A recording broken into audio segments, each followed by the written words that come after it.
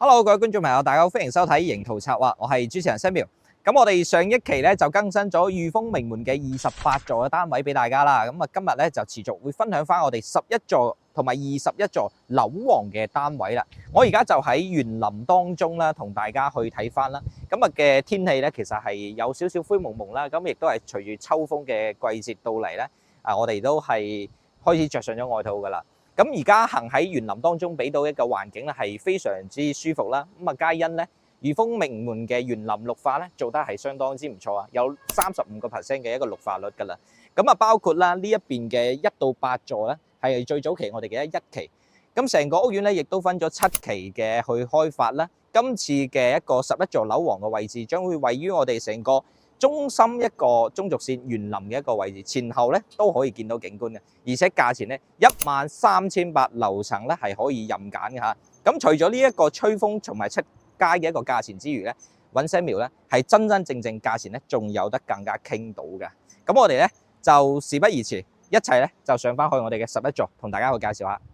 好，咁我哋而家咧就上到嚟7樓嘅實地示範單位咧，將會同大家介紹身後嘅01同埋02戶型咧。咁佢係119平方做4房啦，咁啊對翻香港嘅尺數嚟講咧，去到1280尺㗎啦。咁我哋從入戶門開始嘅呢一個位置咧，入戶花園咧將會有3個平方作為一個半贈送嘅面積贈送俾大家。嚟到我哋嘅一個右手邊嘅第一間房，其實係全部贈送啦，有5個平方喺呢一個位置嘅，可以作為我哋嘅一啲功能房啦，或者係我哋一啲雜物間咧，其實都好理想嚇。咁啊入翻嚟咧，將會係我哋嘅一啲餐客一體嘅整體佈局設計啦。成個客廳嘅一個開間咧係開即去到4米嘅。咁佢呢一邊咧做咗我哋嘅一個露台通鋪啊，跟住再封埋呢一個露台嘅位置咧，係顯到成個感覺咧係非常之通透，同埋採光度係非常之舒適㗎。咁我哋咧而家咧就從我哋嘅一個廚房呢一個位置講起啦。咁啊實際上交樓嘅一個標準嘅時候，呢度咧將會有翻我哋嘅牆體啦。入門嘅時候咧，將會喺呢一個地方入翻嚟。咁佢呢一個 L 字形嘅一個廚房嘅位置咧，用起身啦，亦都係相當之就手嘅。上下嘅吊櫃啦，我哋嘅煮食爐3件套等等咧，作為一個交付嘅標準，俾到大家。咁啊，其實佢嘅呢個廚房嘅位置啊，若我喺呢一個位咧，佢將會係以一個露台有個佈建嘅地方啦，係作為咗一個贈送啦，而且咧仲幫你駁埋添。做好晒呢一個廚房嘅位，所以咧會顯得更加大翻少少，就係咁樣啦。咁我哋餐廳嘅位置咧，整體嘅一個空間咧，亦都係相當出色㗎。咁啊，皆因咧佢嘅1280尺喺成個戶型嚟講咧，佢嘅一個贈送率咧，以及佢嘅一啲飄窗台嘅面積咧，都已經幫大家去 book 咗啦。同我哋隔離嘅一啲屋苑相比，同戶型相比嘅話咧，佢嘅一個實用率咧，相對會更加高翻少少。咁我哋而家睇緊嘅呢一間房咧，咁其實咧已經係做咗一定嘅改動啦。尤其是喺呢一個位置咧，我哋將呢一個牆身咧剝咗佢之後咧，喺呢一度咧形成一個我哋中島台嘅一個位置咧，平時可以坐喺呢一度啦。我哋可以寫下嘢啊，或者係做一個辦公嘅地方啊。呢度咧改造成一個茶室，亦都係相當之理想嘅。同時咧，佢嘅一個景觀面咧，亦都可以望到我哋一個園林中軸線嘅一個位置。咁我哋嘅呢一間房嚟講嘅話咧，飄窗台咧已經係作為贈送面積幫大家去 book 咗㗎啦。咁佢嘅一個空間感咧係非常之大㗎啦。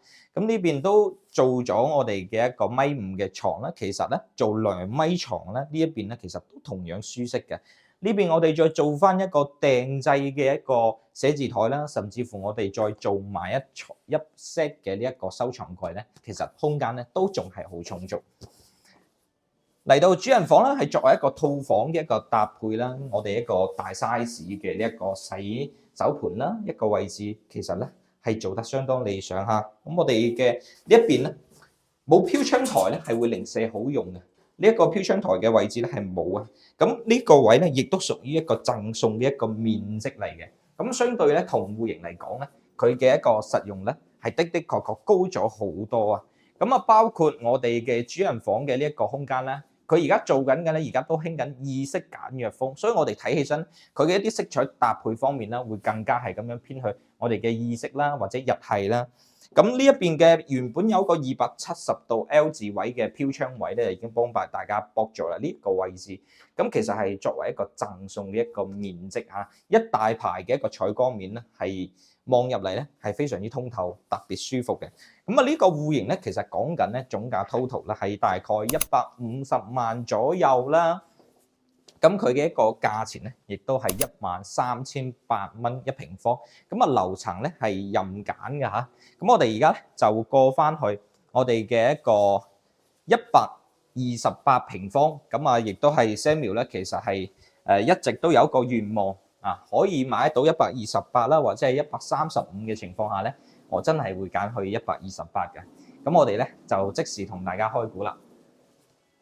呢個咧將會作為我哋03戶型128平方，咁啊去到咧有1380尺左右噶啦嚇。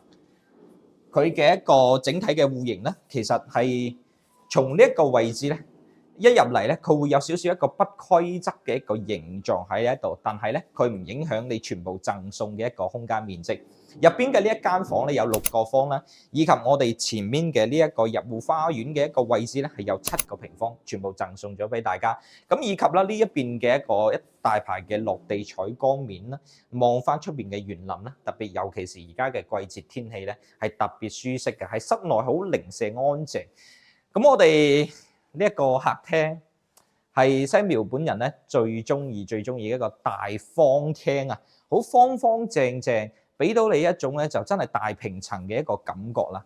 咁其實我哋嘅一個攝影師可以喺嗰個位置，咁我哋直睇咁啊，整觀嘅感受面咧會更加清晰。咁我哋嘅呢一邊咧係做咗南北對流嘅一個設計，一個風向嚇。咁客廳嘅開間咧係去到有6.2米嘅一個開積㗎啦。咁啊，包括我哋呢一邊咧原本係有一個贈送嘅一個書房嘅面積咧，已經幫大家去 book 咗。咁所以咧會形成咗我哋有6.2米嘅一個橫廳嘅一個設計。整體咧，我哋4個區域咧係冇任何嘅柱位啦，亦都係採用咗目前最新講緊嘅 LDKG 最新嘅一個設計面啦。咁呢邊廚房嘅一個位置咧，係做翻我哋中島台咁樣一個樣啦。但係咧，作為實際交標嚟講嘅話，呢一邊咧就冇嘅，後期需要係自己去 design 翻㗎嚇。咁其實呢一個廚房咧，亦都係相對大啦。咁我哋有 L 字形嘅一個大嘅採光面啦。其實喺呢一個位置望翻出去一個樓間距咧，就相對於嚟講咧，都會開揚寬闊翻好多。喺我哋嘅大平層呢一邊咧 ，Samuel 認為佢呢一個設計佈局嚟講咧，全部我哋係推咗露台出去做咗個風窗。咁我哋日後如果按照咁樣去設計嘅話咧，我哋去裝修翻類似一啲簡約嘅一個風格啦。我哋在上邊咧做埋呢一個星空吊頂啦，或者係我哋嘅一啲投影儀啦。咁咧夜晚再放翻少少音樂啊，跟住再係嘛飲翻杯酒仔啊，係好 enjoy 自己嘅一個私人嘅空間。咁我哋餐廳嘅位置咧，其實就毋庸置疑㗎啦。你唔需要去諗佢方台又好或者圓台又好，其實咧係一樣可以叫做坐到我哋嘅10個人啦，甚至乎咧喺呢度開台打麻雀都唔係問題啊。OK，咁我哋入嚟我哋正區嚟睇下佢每間房嘅一啲佈局啦，以及佢是否方正啦。咁我哋嘅一啲飄窗台嘅位置咧，已經係喺呢一個位啊，咁啊已經幫大家去駁好咗。咁我哋望翻出邊咧，將會睇翻我哋嘅一個羽毛球場啦，以及佢中軸線嘅一個園林嘅景觀啦、綠化面啦。咁我哋亦都係可以做翻我哋一個通鋪嘅一個衣櫃嘅位置。嗱，洗手間嘅一個大 size， 我哋嘅一啲洗手盤啦，咁佢係做咗3面鏡櫃啦，收納空間咧同樣亦都係非常之理想同埋出色㗎啦。OK，咁我哋嘅呢一個位置咧，甚至乎咧。佢係可以做到浴缸位，即係我哋可以平時擺太妃缸啦，還是係我哋嘅一啲定制嘅缸位咧。其實無論係客位又好啦，我哋嘅主人房嘅洗手間啦，同樣咧亦都可以擺到我哋嘅一個浴缸。咁我哋嘅呢一個兒童房嚟講嘅話咧，係相對真係好大實用面積啊。咁我哋正常咧，我哋可以做翻1.5米嘅床，甚至乎1.8米嘅床啦，亦都係可以㗎啦。咁呢邊利用咗飄窗台嘅呢個 book 咗嘅位置，我哋去做咗一個訂製式咁樣嘅一個寫字台。咁我哋嘅一個櫃嘅話咧，喺呢度咧，平時小朋友咯，喺度寫字咧，係非常之舒適。好啦，咁我哋入翻嚟，最後就係我哋一個主人房嘅空間啦。嗱，超級大啊！成個即係叫做係戶型咧，落到嚟咧，我哋咁樣嘅一啲 design 啦，咁樣嘅一啲空間感啦。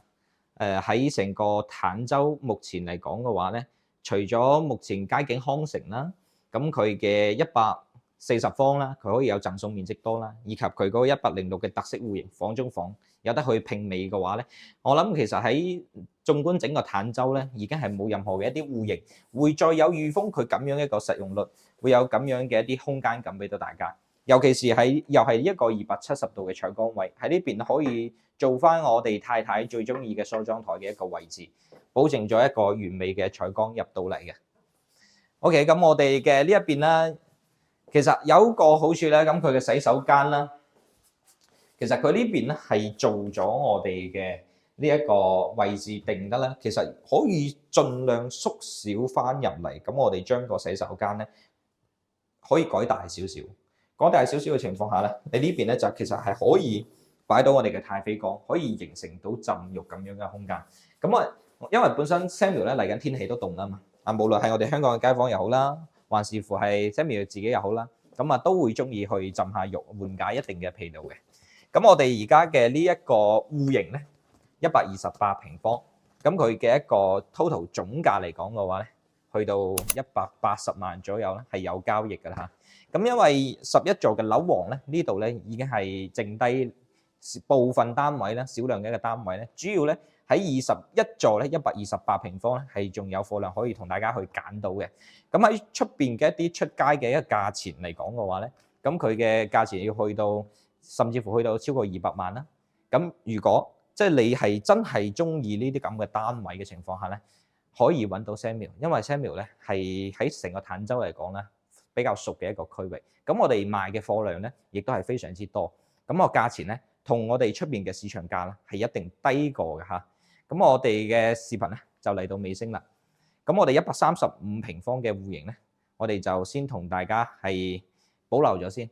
下一期咧，我會針對咧135平方以及我哋其他嘅一啲屋苑嘅大面積咧，去做翻一個大嘅 PK， 睇下邊一個戶型咧會更加有價值。記得訂閱 Samuel。我哋下期再見，我係主持人 Samuel，拜拜。